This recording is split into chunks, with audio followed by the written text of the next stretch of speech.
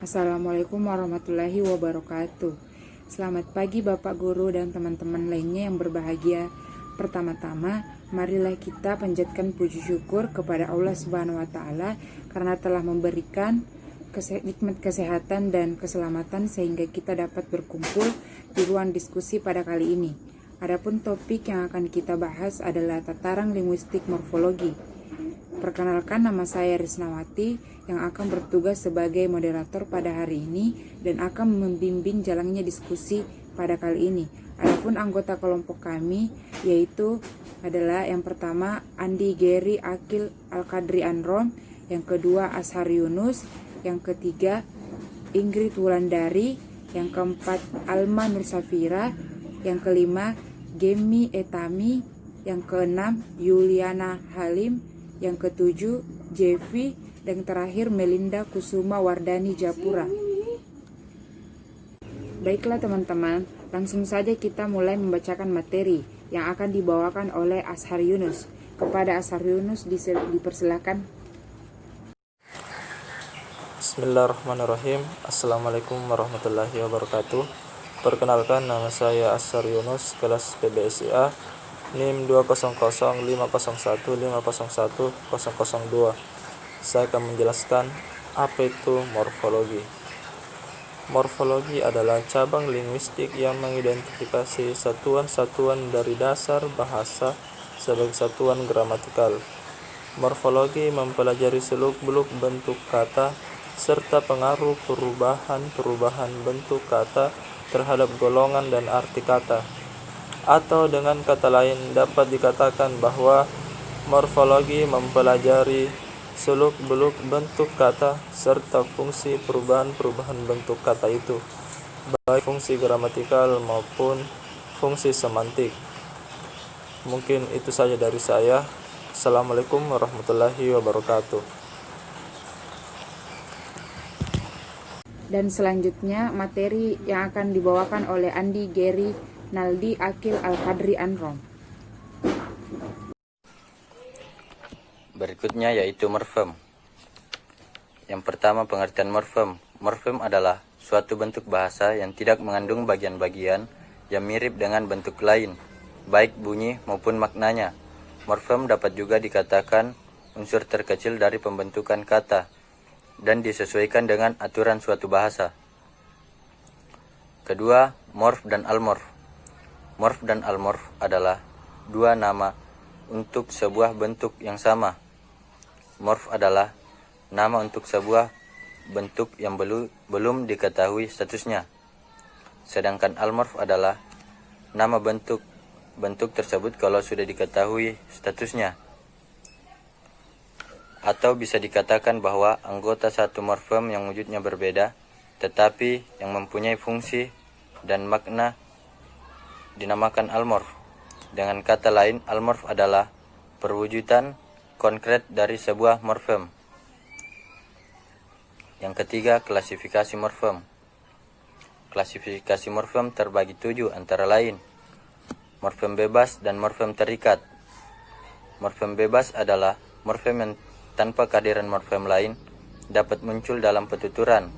Sedangkan morfem terikat adalah morfem yang tanpa digabungkan dulu dengan morfem lain tidak dapat muncul dalam petuturan. Yang kedua, morfem segmental dan morfem suprasegmental. Morfem segmental adalah morfem yang terjadi dari fonem atau susunan fonem segmental.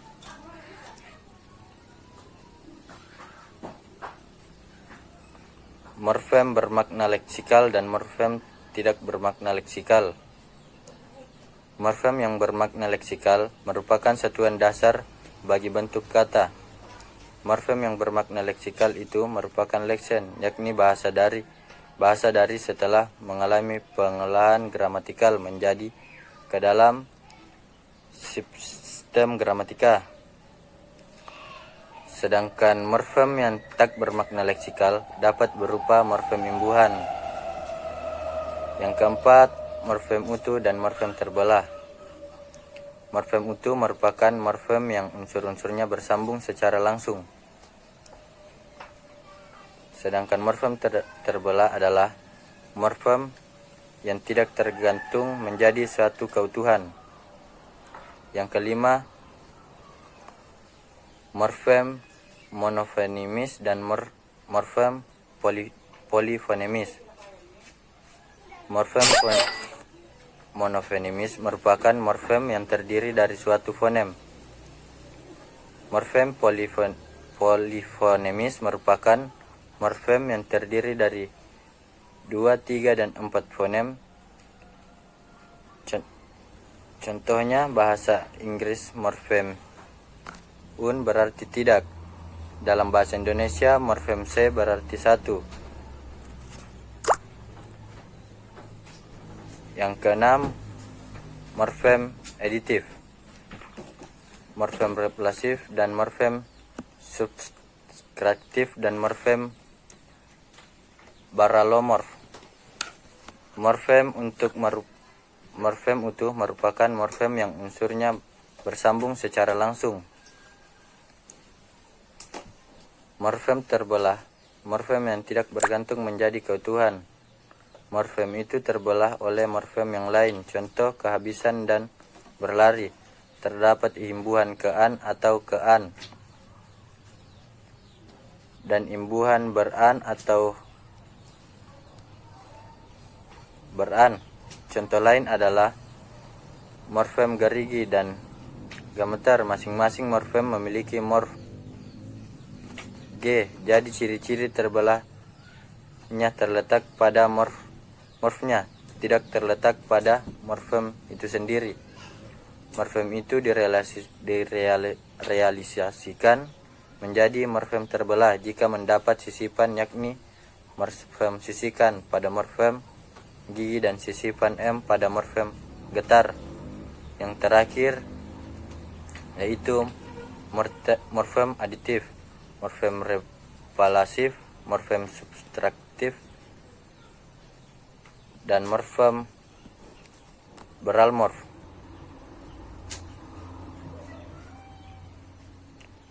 Morfem aditif adalah morfem yang ditambahkan atau ditambahkan kata-kata yang mengalami afiksasi seperti terdapat pada contoh-contoh berikut, merupakan kata-kata terbentuk dari morfem aditif itu. Sekian dan terima kasih. Baiklah, materi selanjutnya yaitu kata. Yang pertama, hakikat kata. Kata adalah satuan terkecil dari kalimat yang dapat berdiri sendiri dan mempunyai makna. Kata yang terbentuk dari gabungan huruf atau morfem baru kita akui sebagai kata bila bentuk itu sudah mempunyai makna. Kata ialah morfem atau kombinasi morfem yang oleh bahasawan dianggap sebagai satuan terkecil yang dapat diujarkan sebagai bentuk yang bebas. Baiklah, materi selanjutnya akan dilanjutkan oleh Ingrid Wulandari. Dipersilahkan kepada Ingrid. Assalamualaikum warahmatullahi wabarakatuh. Baik, saya akan memaparkan materi selanjutnya yaitu kata sambung atau konjunction. Kata sambung adalah kata yang menghubungkan kata-kata, bagian-bagian kalimat, atau menghubungkan kalimat-kalimat itu dapat berlangsung dengan berbagai cara. Yang pertama, menyatakan gabungan dan lagi pula serta.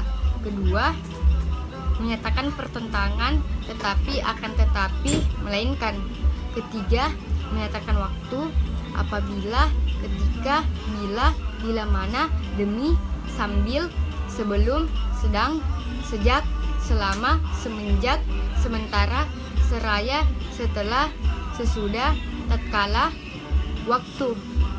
Keempat, menyatakan tujuan, supaya, agar, supaya, dan lain-lain. Kelima, menyatakan sebab, karena itu, sebab itu. Keenam, menyatakan akibat, sehingga, sampai. Ketujuh, menyatakan syarat, jika, andaikan, asal, asalkan, jikalau, sekiranya, seandainya. Kata depan atau prepositio. Kata depan menurut definisi tradisional adalah kata yang merangkaikan kata-kata, bagian kalimat, kata-kata depan yang terpenting dalam bahasa Indonesia adalah di, ke, dari. Ketiga, kata-kata depan ini dipergunakan untuk merekaikan kata-kata menyatakan tempat atau sesuatu yang dianggap tempat, seperti Jakarta, di rumah, ke rumah, dari sawah, dari sekolah, dan lain-lain. Bagi kata-kata yang menyatakan orang, nama orang atau nama binatang, nama waktu atau kiasan, dipergunakan kata pada untuk menggantikan di atau kata-kata depan lain, digabungkan dengan pada, misalnya daripada, kepada. Selain daripada itu, ada kata-kata depan yang lain, baik berupa gabungan maupun tunggal, seperti di mana, di sini, di situ, akan, oleh, dalam, atas, demi, guna, buat, berkat, terhadap, antara, tentang, hingga, dan lain-lain. Di samping itu, ada beberapa kata kerja yang dipakai pula sebagai kata depan, yaitu menghadap, mendapatkan, melalui, menuju, menjelang, sampai. Kata sandang atau artikula. Kata sandang itu tidak mengandung suatu arti tetapi mempunyai fungsi. Fungsi kata sandang adalah sebagai penentu yang menentukan kata benda seperti yang besar, yang jangkung, dan lain-lain. Kata-kata sandang yang umum dalam bahasa Indonesia adalah yang, itu, nya, si, sang, handang. Kata-kata sang, hangdang banyak ditemui dalam kesusastraan lama. Sekarang kurang digunakan lagi, kecuali sang yang kadang-kadang digunakan untuk mengagungkan, kadang-kadang untuk menyatakan ejekan atau ironi. Kata seru atau interjection. Kata seru dianggap sebagai kata paling tua dalam kehidupan bahasa. Dari awal mula perkembangan umat manusia, sedikit demi sedikit diciptakan sistem-sistem bunyi untuk komunikasi antar anggota masyarakat. Dan bentuk yang paling tua diciptakan untuk mengadakan hubungan atau komunikasi itu adalah kata seru. Kata berimbuhan. Dalam bahasa Indonesia, imbuhan merupakan unsur yang penting karena imbuhan dapat mengakibatkan perubahan jenis-jenis bentuk kata dan makna kata. Kata ulang yaitu kata dasar yang diulang. Dalam hal ini, diulang bukan morfem melainkan kata. Kita bisa melihat contoh berikut. Sepeda berasal dari satu kata sepeda. Sebaliknya, kata kupu-kupu bukanlah kata ulang, karena dalam bahasa Indonesia tidak dikenal kupu. Oleh karena itu, bentuk tersebut bukan merupakan kata ulang. Kata majemuk adalah kata yang berbentuk dari dua kata yang berhubungan secara padu dan hasil penggabungan itu menimbulkan makna baru. Kata majemuk memiliki ciri-ciri sebagai berikut. Yang pertama, dan berikutnya akan dibacakan oleh Alma Nur Safira. Kepada Alma Nur Safira dipersilahkan. Baik, selanjutnya adapun proses morfemis. Proses morfemis dapat dikatakan sebagai proses pembentukan kata dengan menghubungkan morfem yang satu dengan morfem yang lain yang merupakan bentuk dasar menurut Cahyono 1995. Dalam proses morfemis ini terdapat 3 proses, yaitu pertama afiksasi, kedua pengulangan atau reduplikasi, dan yang ketiga pemajemukan atau penggabungan atau biasa disebut dengan komposisi. Yang pertama, afiksasi. Afiksasi adalah proses pembubuhan afiks pada sebuah dasar atau bentuk dasar. Dalam proses ini terlibat unsur-unsur dasar atau bentuk dasar. Afiks, makna gramatikal yang dihasilkan bentuk atau morfem terikat yang dipakai untuk menurunkan kata disebut afiks atau imbuhan menurut Alwi DKK tahun 2003. Pengertian lain proses pembubuhan, imbuhan pada suatu satuan, baik satuan itu berupa bentuk tunggal maupun bentuk kompleks untuk membentuk kata menurut Cahyono tahun 1995 dengan contoh berbaju, menemukan, ditemukan, dan jawaban. Bila dilihat pada contoh, berdasarkan letak morfem terikat dengan morfem bebas, pembubuhan dapat dibagi menjadi 4, yaitu pembubuhan depan atau prefiks, pembubuhan tengah atau infiks, pembubuhan akhir atau sufiks, dan pembubuhan terbelah atau konfiks. Sesuai dengan sifat kata yang dibentuknya, ada 2 jenis afiks, yaitu afiks inflektif dan afiks derivatif. Afiks inflektif adalah afiks yang digunakan dalam pembentukan kata-kata inflektif atau paradigma infleksional. Adapun yang kedua, reduplikasi. Reduplikasi adalah pengulangan satuan gramatikal, baik seluruhnya maupun sebagian, baik disertai variasi fonem maupun tidak, menurut Cahyono tahun 1995. Contoh, berbulan-bulan, satu-satu, seseorang, compang-camping, sayur-mayur. Dalam bahasa Indonesia, gejala reduplikasi dapat dibagi dalam 5 bagian, yaitu pertama, dwipurwa. Dwipurwa adalah pengulangan suku pertama pada leksem dengan pelemahan vokal. Contohnya, lelaki, tetamu, sesama, dan pepatah. Yang kedua, dwilingga. Dwilingga adalah pengulangan leksem secara utuh. Contohnya, rumah-rumah, ibu-ibu, dan pagi-pagi. Yang ketiga, dwilingga salin suara adalah pengulangan leksem dengan variasi fonem. Contoh, mondar-mandir, pontang-panting, dan bolak-balik. Dan selanjutnya akan dibacakan oleh Saudari Gemi Etami. Dipersilakan kepada Saudari Gemi Etami untuk membaca materi. 5. Suplisi. Suplisi adalah proses morfologis yang menyebabkan adanya bentuk sama sekali baru. Situasi ini muncul karena ada 2 kata berbeda yang ditafsirkan, memiliki arti yang sama diinterpretasikan sebagai kata yang sama. Kebanyakan kata-kata dalam bahasa Inggris. Begitu juga kata-kata susunan baru dalam bahasa Inggris seperti scotch atau blade akan mempunyai format past tense ini. Contohnya walk, walked, walk. Ada juga beberapa kelas kata umum dalam bahasa Inggris bentuk past tense yang berubah huruf vokalnya. Misalnya sing, sin, sang, sign. Bahasa Arab klasik memberikan contoh lain. Bentuk jamak yang normal untuk kata benda diakhiri dengan a dengan memperpanjang bunyi hurufnya. Contohnya harakat, movement, harakah, movements. 6. Modifikasi kosong. Modifikasi kosong ialah proses morfologis yang tidak menimbulkan perubahan pada bentuknya, tetapi konsepnya saja yang berubah. Contohnya read. 7. Konversi. Konversi sering juga disebut derivasi sero, transmutasi, dan transposisi, yaitu proses pembentukan kata dari sebuah kata menjadi kata lain tanpa perubahan unsur segmental. Kata free dalam kalimat the all, free will adalah sebuah nomina, tetapi di dalam the dogs will free the coon adalah bentuk verba yang persis sama dengan bentuk nominanya. 8. Interfix, yaitu suatu jenis infiks yang muncul di antara 2 unsur. Dalam bahasa Indonesia, interfix terdapat pada kata-kata bentukan baru. Misalnya interfix O dan N dan O.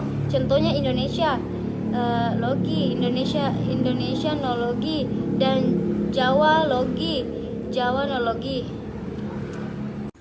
Dan selanjutnya dilanjutkan oleh Saudari Yuliana Halim. Kepada Yuliana Halim dipersilahkan. Baiklah, saya akan melanjutkan membacakan materi, yaitu bagian D, morfofonemik. Morfofonemik disebut juga dengan morfonemik, morfofologi atau morfonologi, atau peristiwa perubahannya wujud morfomis dalam suatu perubahan morfologis, baik afiksasi, reduplikasi, maupun komposisi. Perubahan fonem dalam proses morfofonemik dapat berwujud: yang pertama, pemunculan fonem; yang kedua, pelepasan fonem; yang ketiga, peluluhan fonem; dan yang keempat adalah perubahan fonem. Perubahan-perubahan itu tergantung pada kondisi bentuk dasar yang mengikutinya.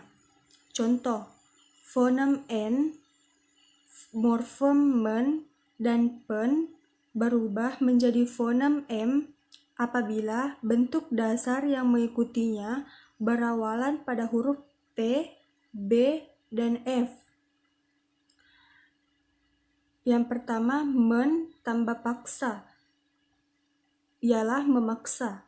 Yang kedua, pen tambah bantu ialah pembantu. Men tambah pen berubah menjadi fonem M, T, D, atau S. Yang keempat, men, pen berubah menjadi fonem meng, K, G, H, dan vokal. Selanjutnya ialah men dan pen berubah menjadi fonem menye, yaitu S, C, dan J. Selanjutnya ialah pergeseran fonem.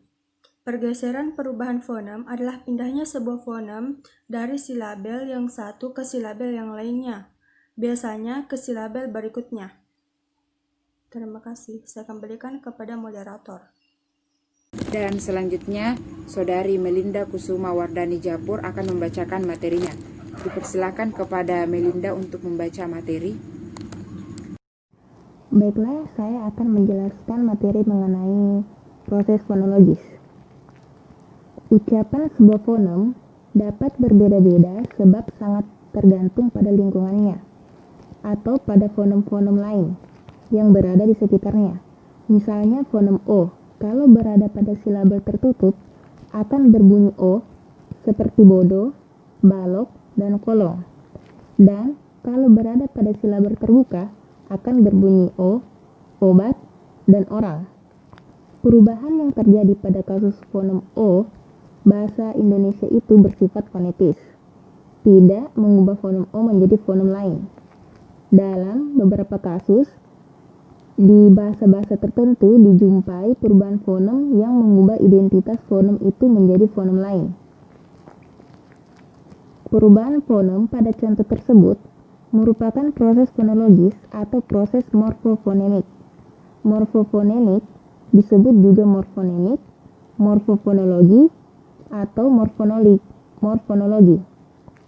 Proses fonologi dapat berwujud yang pertama, asimilasi, kedua, netralisasi, ketiga, diftongisasi, empat, monotongisasi, lima, epentesis, enam, metatesis, 7. Pemunculan fonem, 8. Pelepasan fonem, 9. Peluluhan, 10. Perubahan fonem, dan 9. Pergeseran fonem. Dan yang pertama, asimilasi. Asimilasi adalah peristiwa berubahnya sebuah bunyi menjadi bunyi lain sebagai akibat dari bunyi yang ada di lingkungannya sehingga bunyi itu menjadi sama atau mempunyai ciri-ciri yang sama dengan bunyi yang mempengaruhinya. Misalnya kata Sabtu biasa diucapkan Sabtu, di mana bunyi B berubah menjadi P karena pengaruh bunyi T. Yang kedua, netralisasi. Dalam bahasa Belanda, kata hart dilafalkan hart. Dalam bahasa Belanda, adanya bunyi T pada posisi akhir kata yang dieja hart adalah hasil netralisasi. Fonem D pada kata hart yang bisa berwujud T atau D disebut arkifonem. Contoh lainnya dalam bahasa Indonesia, kata jawab diucapkan jawab. Tetapi bila diberi akhiran an, bentuknya menjadi jawaban. Jadi di sini ada arkifonem. B yang realisasinya bisa berubah B atau P. Ketiga, diftongisasi. Diftongisasi adalah perubahan bunyi vokal tunggal monoftong menjadi dua bunyi vokal atau vokal rangkap diftong secara berurutan. Perubahan dari vokal tunggal ke vokal rangkap ini masih diucapkan dalam satu puncak kenyaringan sehingga tetap dalam satu silaba. Kata anggota diucapkan anggota. Sentosa diucapkan sentausa. Perubahan ini terjadi pada bunyi vokal tunggal O ke vokal rangkap AU. Hal ini terjadi karena adanya upaya analogi penutur dalam rangka pemurnian bunyi pada kata tersebut. Bahkan dalam penulisannya pun disesuaikan dengan ucapannya, yaitu yaitu anggota, dan sentosa. Contoh lain, teladan menjadi toladan. Toladan sama dengan vokal E menjadi au. Sekian dari saya, terima kasih. Dan selanjutnya JV akan membacakan materi. Kepada JV dipersilakan untuk membaca materinya. Yang keempat yaitu monoftonisasi. Kebalikan dari diftonisasi adalah monoftonisasi, yaitu perubahan dua bunyi vokal atau vokal rangkap diftong menjadi vokal tunggal monoftong. Peristiwa penunggalan vokal ini banyak terjadi dalam bahasa Indonesia sebagai sikap pemudahan pengucapan terhadap bunyi-bunyi diftong. Kata rama diucapkan rame, petai diucapkan pate. Perubahan ini terjadi pada bunyi vokal rangkap AI ke vokal tunggal E. Pemulasannya disesuaikan menjadi rame dan pete. Contoh lain, satai menjadi sate. Yang kelima yaitu epentesis. Epentesis adalah proses penambahan atau pembubuhan bunyi pada tengah kata. Misalnya, ada kapak di samping kampak, ada sakak di samping sanjak, ada upama di samping umpama, ada jumlah di samping jumlah, ada sampi di samping sapi. Yang keenam yaitu metatetis. Metatetis adalah perubahan urutan bunyi fonemis pada suatu kata sehingga menjadi dua bentuk kata yang bersaing. Dalam bahasa Indonesia, kata-kata yang mengalami metatetis ini tidak banyak, hanya beberapa kata saja. Misalnya, selain jalur ada kata lajur, selain kolar ada koral, selain berantas ada banteras. Yang ketujuh yaitu kemunculan fonem.